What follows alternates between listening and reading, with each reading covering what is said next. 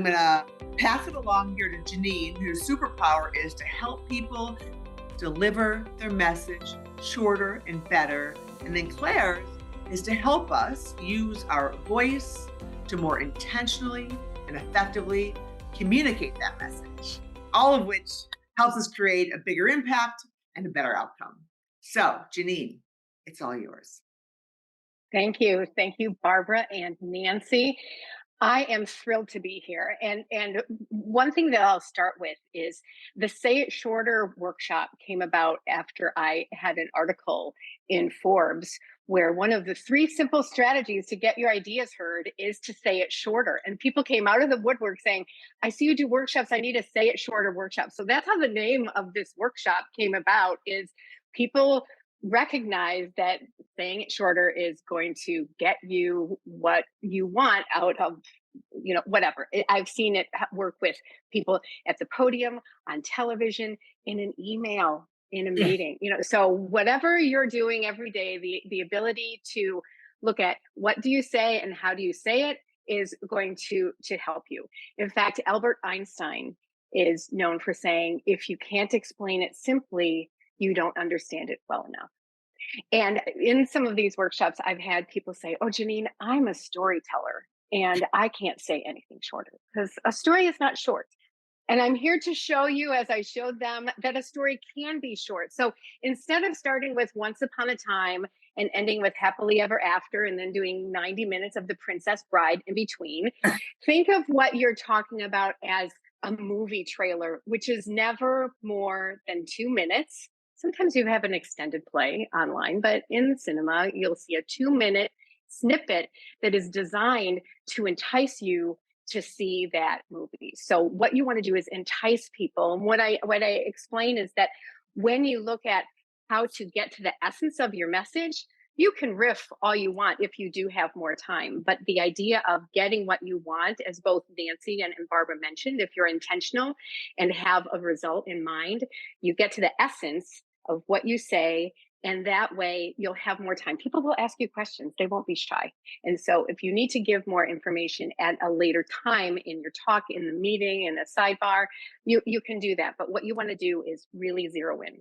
Now, this all boils down to what I call the rule of 3. So people, our brains, think in patterns. We remember 3s. The genie gives 3 wishes.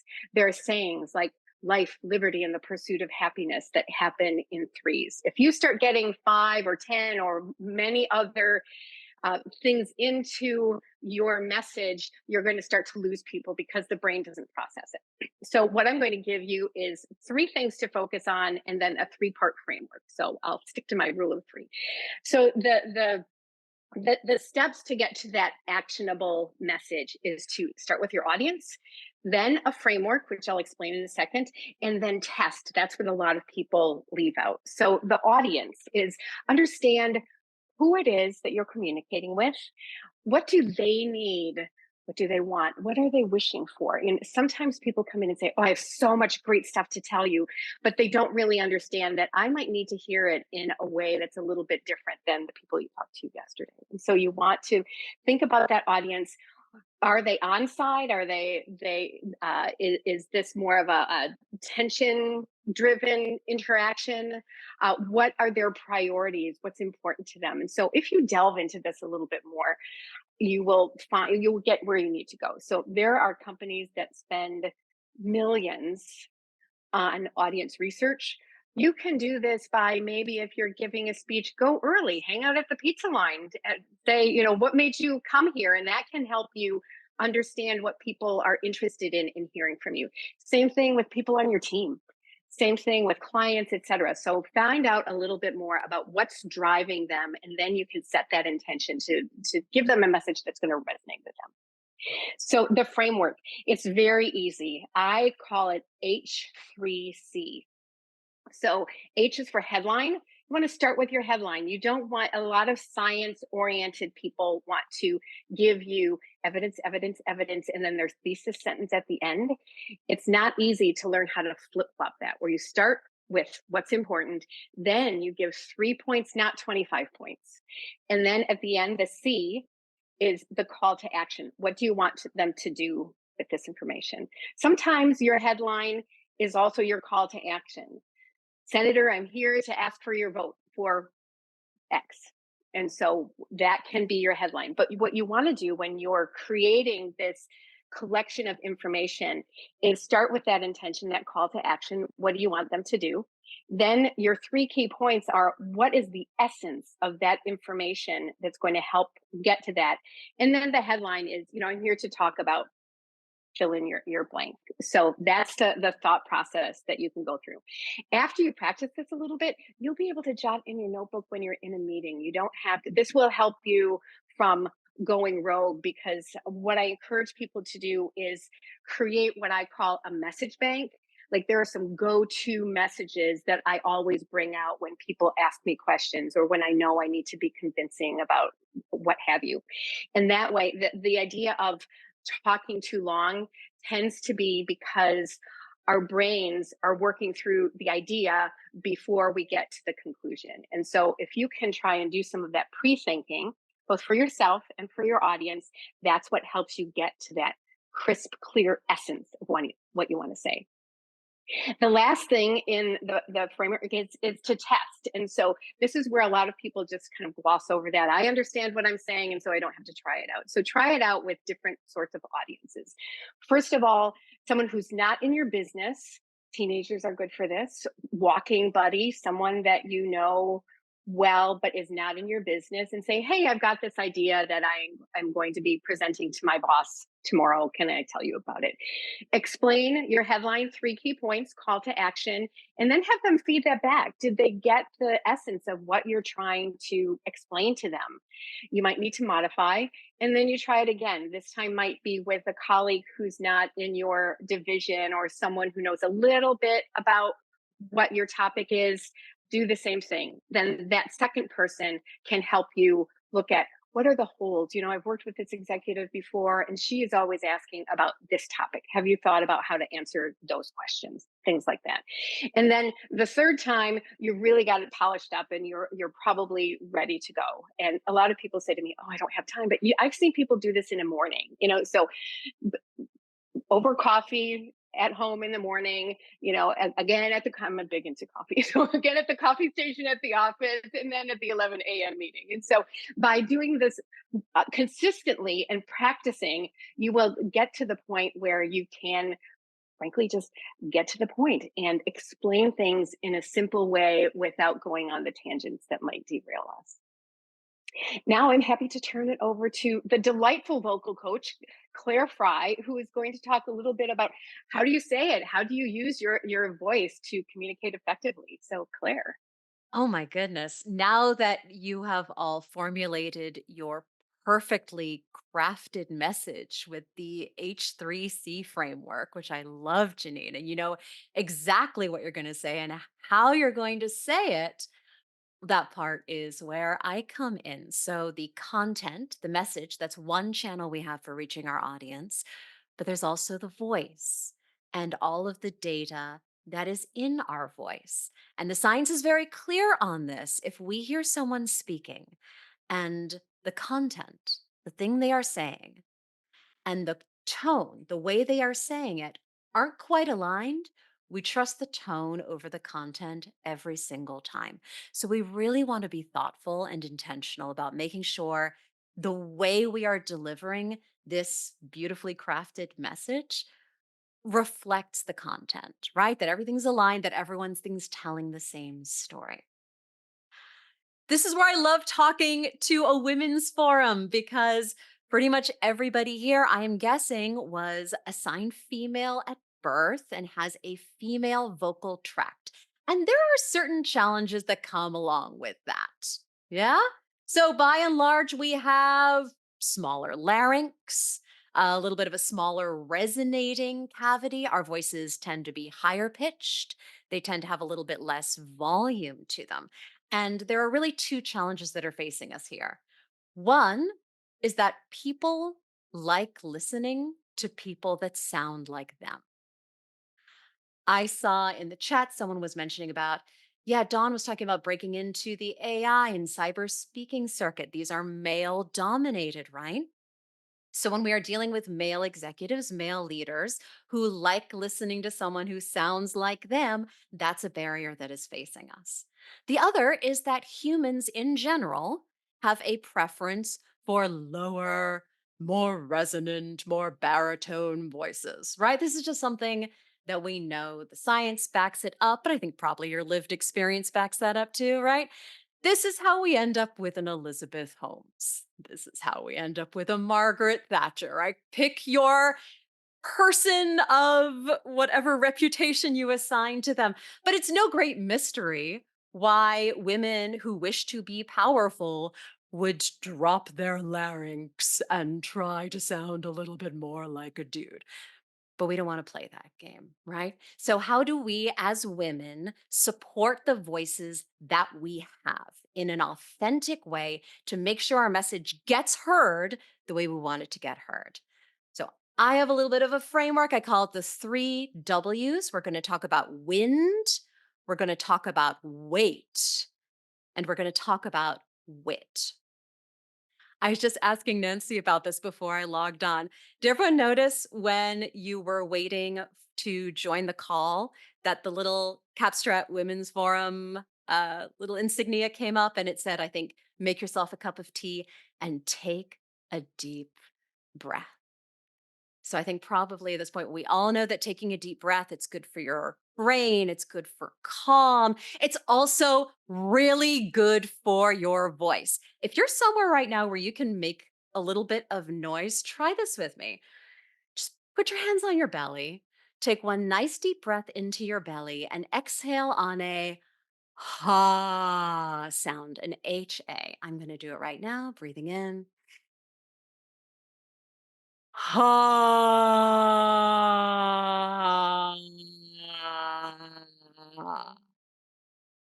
Oh, hear what happens at the end there, how we end up in our vocal fry.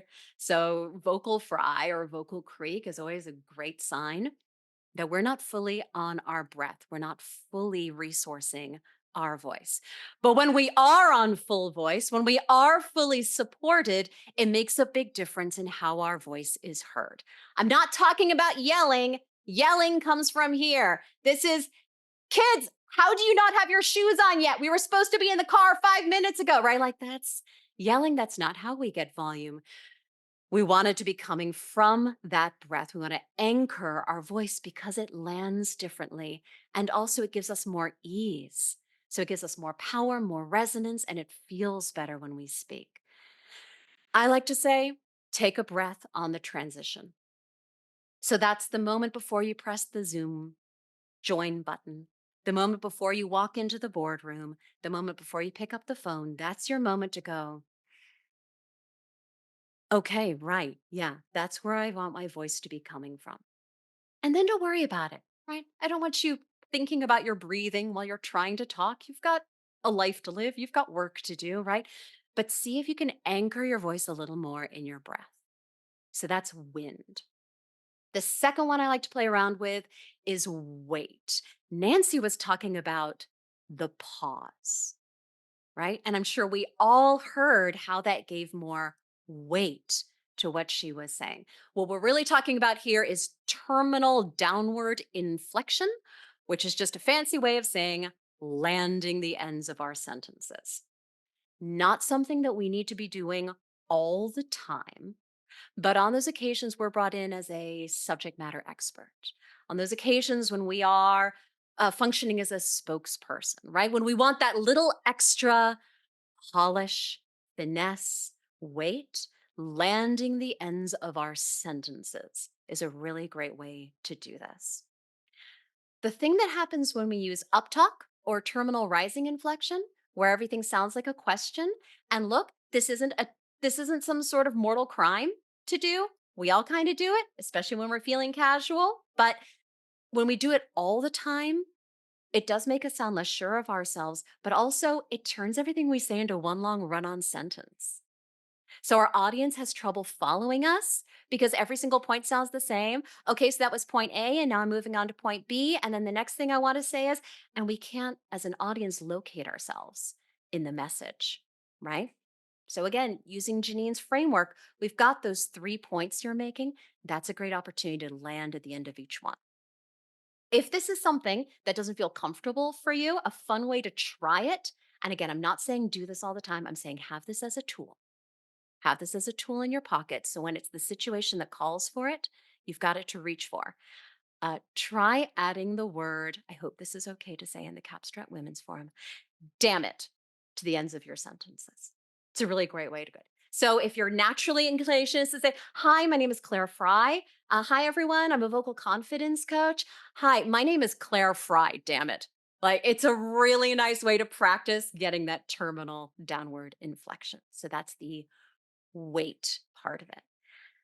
The final W is wit. And for me, wit is really a stand in for authenticity. Here's the thing that we do. You're all smart cookies here. Some of you may be A+ students. Some of you may be reformed gold star grubbers. We want to get it right. And what that often means is that in wanting to get it right, we end up going very neutral. We end up going very monotone. We want to play it really safe. We want to stay right here in the middle of our voice because if I do this and I deliver everything like this, I can't get dinged, right? Like no one can come after me because I'm playing it so safe and I'm staying right in the middle. But that's not how we influence. And when people talk about executive presence, I think a lot of what they're saying is people who show up as themselves and take up space with their bodies, with their voices bring personality to the table. It's not just good for the soul, which it is, it's good for your message. The science shows that when we get a little bit of a sense of who is speaking, we assign them greater credibility, more authority. It makes us lean in. It's more engaging. It makes us listen and it makes the message stickier. So, again, Janine and I are coming at this same topic from two different angles, but all of our channels are pointing in the same direction here. How do you get your message heard and how do you get it to stick? So, hopefully, these 3 W's wind, wait, and wit give you some things to think about and some actionable techniques to try out, practice. Why not? It's pretty low stakes stuff.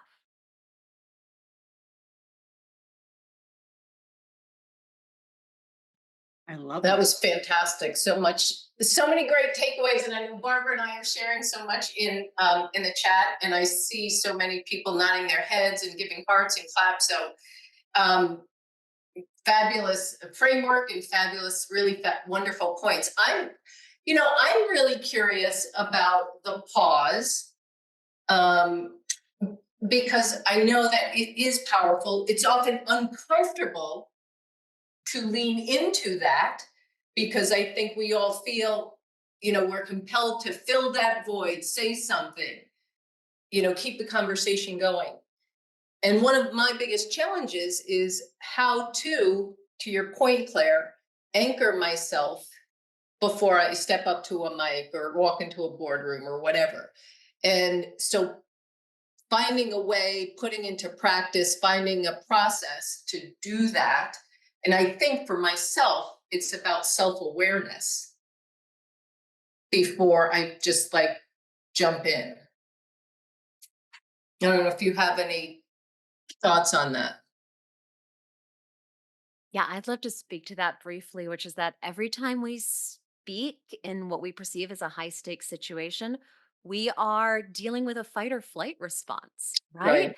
And that's a physiological event that is happening. To some extent, there's not much we can do about that. But what we can do is change the way that we notice and address it. So, first of all, I think it's good to know that from your body's standpoint, excitement and nerves manifest exactly the same way.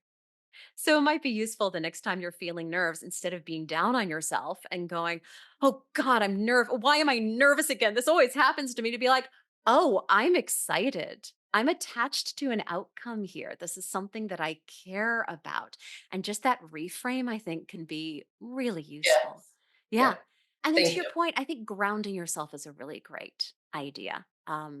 I tend to push the balls of my feet into the ground when Yeah. I'm Heels. nervous. Yeah, I do. yeah, I do yeah. heels. Oh, Yeah, nice. yeah. I love that. But it is that being present so that everything can slow down so you can take that pause and that wait. Yeah. I love that, Nancy. Thank you. I'd like to build on a technique that you can use in either speeches or conversations, which is pause and then help your people, your audience, follow what you're saying. So, one of the reasons to pause is to emphasize what you just said so that people have a chance to internalize it.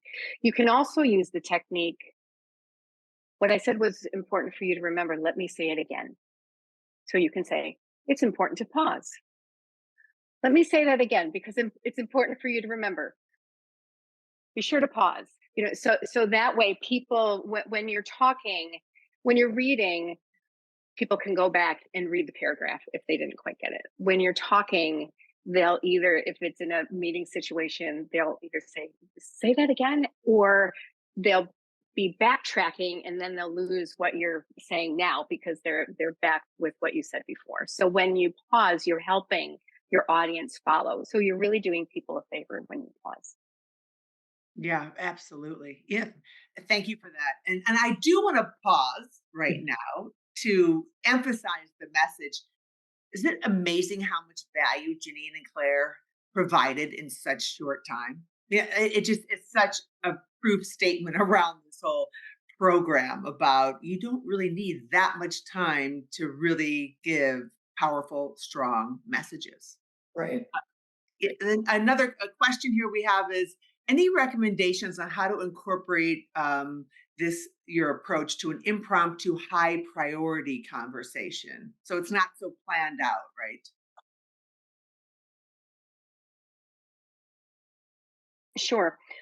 As I mentioned, when you start with this framework thinking about what is your headline, what are your key points, what's your call to action, you start internalizing this. So you might be in a meeting and someone is saying something that you want to respond to, and you can just jot your keywords. I encourage people to think of keywords rather than sentences because that way it's easier to feedback when you're talking. You just need to hit that keyword. And so first of all, you can buy a little bit of time and say, oh, that's an interesting question. I haven't thought about that so much. What I can tell you now is, and then you go with your points. And so by saying, it's an interesting question, I haven't thought about it, that gives your brain a little bit of a chance to process and get to where, oh, here's what I know that is important to share in response to this topic. And then you can go on to say, what we need to explore a little bit further is A, B, and C. And, I'll get back to you on that. It's so important to not feel like you have to have all the answers right away. It shows that you are a thinking person and that you're not being glib about, oh, I've got all the answers. So to be able to say, here's what I know now, here's what I'm going to get back to you about is again a framework that can work really well with high stakes when you're not sure exactly what you would want to say, because especially if you're an introvert, you want to think about it a little bit. So just explain, say things that demonstrate your authority without getting too mired in trying to provide too much detail. That's fantastic, Janine. I heard somewhere recently embrace mediocrity in communication. I think that's so smart, right? Because we are holding ourselves to very high standards sometimes. And that, unfortunately, is a real barrier to communication. So I also encourage folks to be really other focused because it may be true or it may not be true that everything is riding on the line and everyone's judging you. But what I can guarantee is that it never helps you to be thinking that way. Right. Mhm. So, really focusing on the other, really focusing on the audience, the person you're talking to, and adjusting your tone and your message to what they need to hear, not what you need to say, because that's ultimately the goal of communication, right? Is to reach another person, multiple people, a gigantic audience. It doesn't really matter what the scale is, but being other focused also takes some of that pressure off ourselves to be like, did I use the exact right word? Am I coming across the way I want to? None of that helps in those high stakes moments when we're trying to think on our feet, right? Mhm. So true. And we had another question in the chat. Um, Helen writes that she notices that Brits often go up at the end of their sentence. So there are some cultural variations. And she's wondering, should she mirror that? So Or should interesting. you mirror those cultural differences when speaking to Yeah. a different audience? I'm going to try very hard not to get super geeky here, but boy, tone and tone markers are fascinating. So, one of the things that Brits do is use upward intonation a lot as a confirmation marker. That makes sense. Yeah. You with me, right? Right? It's that upward, it's that like, are you following me? Which is different from just kind of trailing off because we Mhm. don't know exactly what to say at the end. So, same thing, upward intonation, but two very different contexts, and we receive them very differently. Cultural variations are huge here. If you're Irish, most of your sentences go up at the end, right? That's just the accent. A lot of people who speak Hindi as a first language have a lot of this sort of upward terminal inflection as well. So, knowing who your audience is, but it's intent matters, is I think what I'm saying here, right? So, as long as you're clear on what your intention is, your voice will reflect that. Don't worry, Brits, you can still go up at the ends of your sentence. We have another question. The engagement in the chat is just great. So we'll encourage all of you to continue to ask your questions. I don't think this one was asked. What are your thoughts? And maybe Janine, you can take this one. What are your thoughts on the trend for speakers to open up a talk with a question? I think you might have talked a little bit about this, and sometimes assertive, other times sincerely. Sure. It reminds me of there was an era where everyone thought you had to open a speech with a joke because that was going to help you connect with your audience. So what I just said, which is connect with your audience, that is a judgment call that you'll need to make. So sometimes you might say, how many among us have had experiences where you're nervous about speaking? And so then mentally people will raise their hand. What you don't want to do is have your audience perform, which would be, no, show your hands. How many, so you don't want to say, good morning, everyone. And only one person says good morning back. I said good morning, so what you want to do is get that connection. And it might be asking a question. It might be something that has to do with your own experience. And so setting that intention about you want to connect in some way is great, but you shouldn't automatically decide, oh, I have to ask a question, because Right. otherwise it's going to fall flat. So think again, it's that audience first mentality of what is going to most resonate with them. Mm-hmm. So true. And then, I often find that because I have thought, several times about asking a question, and then I pause to think about the question, and I don't want anyone to feel uncomfortable in responding, or if they're in, a room of colleagues that they might not want to answer that question. So I hear what you're saying. Just you don't want to start off on that kind of note. And I'm just going to say, we are having a massive lightning storm. I'm hoping my technology will stay on. Wow. Claire, beyond pausing and breathing from the diaphragm, as you mentioned, do you have any other I just love vocal tips when you're on Zoom calls all day long and your voice is tired? Get a microphone. I swear, if you are still using the microphone that is in your laptop, you Mm, are not using all of the resources that are available to you. Because here's what happens: your microphone is all the way there in your laptop. So you end up slightly projecting your voice all day long because you don't trust it, right? It's too far away from your mouth. You're not totally sure that your voice is coming through, and you can hear the strain that's happening in my voice. And that just multiplies over the course of a day. Doesn't have to be a microphone like this, although they do sound great. But anything that brings the microphone closer to your mouth so that it feels more like a phone call. right? That's the idea. We want it to feel conversational, like we're on the phone. So a headset, Shocks makes great ones that are very sleek and very slim and don't mess up your hair. Um, Wired are fine. The earbuds. I don't love AirPods, but fine if that's what you've got. I just don't think they sound very good and they're always running out of battery, but fine. But anything that brings that microphone closer to your mouth so that you can feel more relaxed over the course of the day is going to help you enormously. Mm. And how about tea, water, staying hydrated during the day? I also hear that it's important to hydrate the day before you give You've up. heard correctly, And it might Nancy. have been from Janine or yourself. Entirely possibly. I get on my high about this. Nothing you eat or drink touches your vocal folds because your lungs are on the other side and you would die. So, water takes about 24 hours to reach your vocal folds. That means if you've got a really big day of talking ahead of you, drink water the day before. I mean, drink water that day Oh, as well if you like. It's good for your kidneys, but it's not going to help your voice. So, yeah, hydration is what you need. Your little vocal folds are only about this big. They do a lot of work.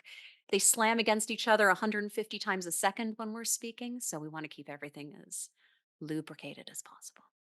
Thank you, Nancy. A- And hydrating helps your brain. So if you need to think on your feet, if you're prepping for a tough Q&A, think about making sure that your brain is hydrated too. yeah, Mhm. absolutely. We have another question from Linda. She asks, is there an elegant and powerful way to finish your thought when you've been interrupted, usually by a man? Saying, I'm going to finish my thought can be heard as passive aggressive and or rude. Janine, what are your thoughts on? Although typically what I say when someone what you can do when someone interrupts you is because often that interruption happens because you've paused, you're taking a breath, you're letting your sentence land, someone jumps in, you can say, excuse me, let me finish my thought, and just kind of just make a quick gesture.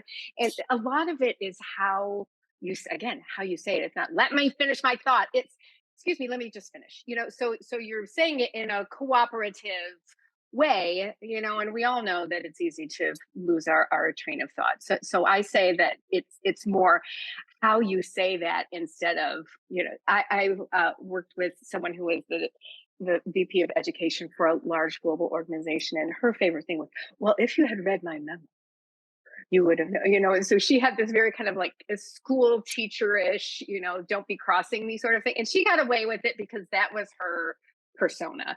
So part of it is, again, just say, hey, I wanted to get this in. I didn't want to miss this.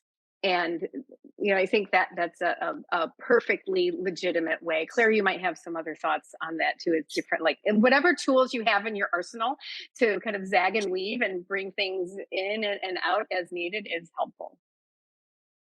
Yeah, absolutely. Whatever it takes, Janine. I especially love what you did with your hand.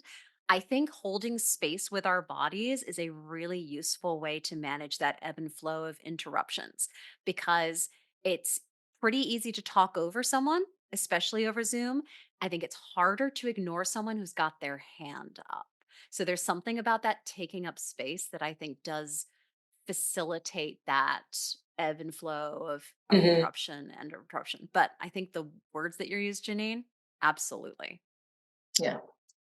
And Claire, I was wondering, I was thinking about, I know that you've got some exceptional tools, and Janine, I'm sure that you do as well. Are those things like your headphone, your mic, that we can share with the community, maybe put that into the recap? Because I know some of us might still be using the mics in our tablets or our computers. So we want to be sure to share whatever your recommendations are with the women on the recap. Oh yeah. Happy to send that along. Absolutely.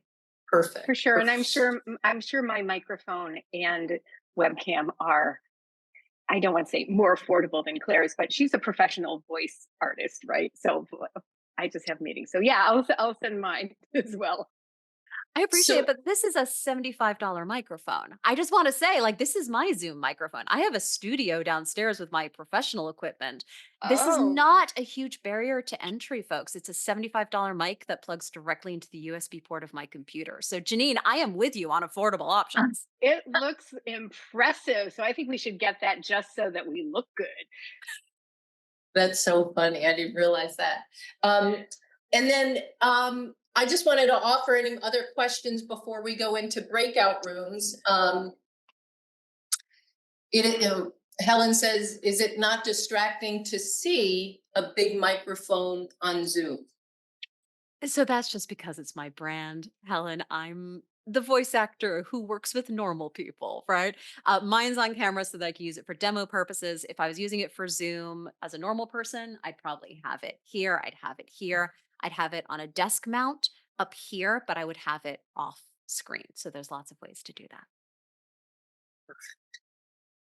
Okay, do we have any other questions? Any other ideas or thoughts that you might want to share with Claire or Janine before we go into breakouts?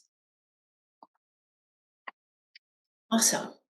I, I have a Okay. question. Sorry, Yeah. can I ask a quick question? The timing thing of I find it really hard, especially on Zoom, because people have different bandwidths and stuff. Trying to get in at the right point and not speak over somebody or interrupt. Any tips on that?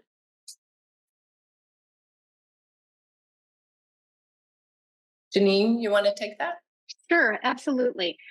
So was what Claire was mentioning about taking up space, that's something that you can do as well. So you can put your raised hand signal on. You can, like Claire said, put your hand up. I have something to add. Sometimes I've seen it used effectively where someone opens the microphone, and so the host can see that they're off mute and they're ready to say something. So a lot of it depends on the dynamic of the group that you're with. There are a lot of very in a nice way, I'll call them chatty, but there have been some groups where I've said, okay, someone needs to get out the talking pencil, because until you have the pencil, it's not your turn, because people talk all over each other, and it's not very productive, is it?